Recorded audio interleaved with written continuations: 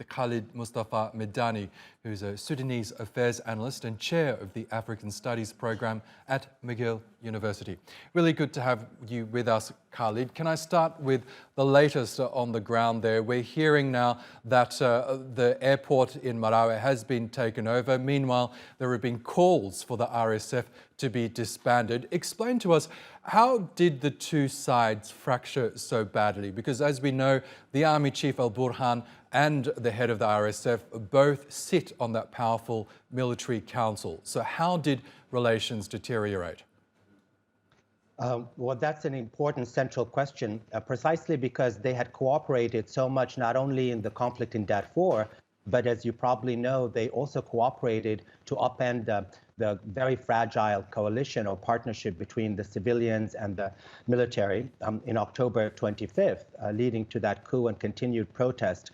This particular conflict then emerged after a number of years of cooperation in the context of the signing of the framework agreement that was supposed to design a way or a path towards full civilian democracy and elections. And after that signing, there were a number of contentious issues, including dismantling the economic kind of interest of the military and also issues of transitional justice. But the most central conflict or contentious issue was the integration of the paramilitary militias into the armed forces. And here is where the real catalyst of this present conflict occurred or emerged.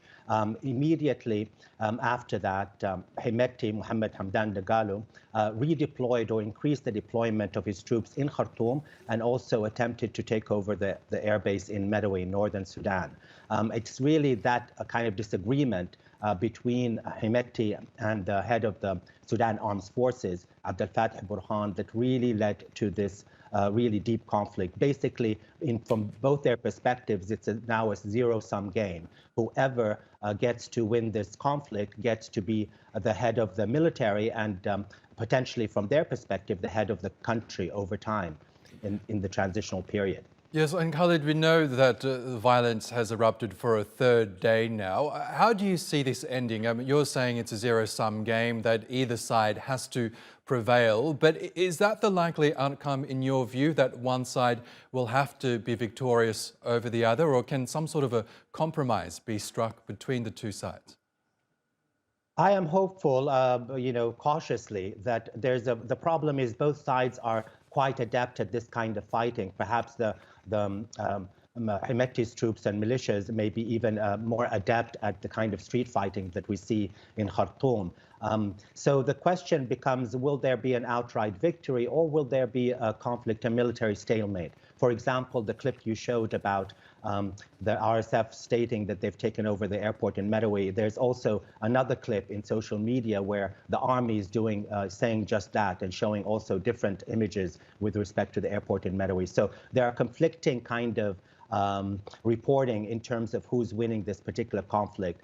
So there is a great potential from my perspective that after some time there'll be a form of stalemate. And it really is at that particular point where there would be a potential for mediation, particularly on the part of countries in the region who have the greatest stake and also the greatest influence on these two gentlemen. Because I don't see it, and Sudanese do not see it, as a civil conflict as such. Most people really are analyzing it as a form of an internal coup within the military and security establishment. The majority of Sudanese, I want to emphasize, and it's quite clear, are extremely opposed to both sides, are adamant about continuing towards a process that would lead to a full civilian democracy. And I want to elaborate on what Secretary of State Blinken said, and that is, it's not just to bring the military back into the barracks, which is absolutely a central demand of the majority of Sudanese civilians throughout the country, but also to demobilize the militias in the process towards an establishment of a pathway to a full civilian democracy in the future. Okay, Khalid Mustafa Medani, we'll have to leave it there, but really great to get your analysis. Thank you once again for joining us.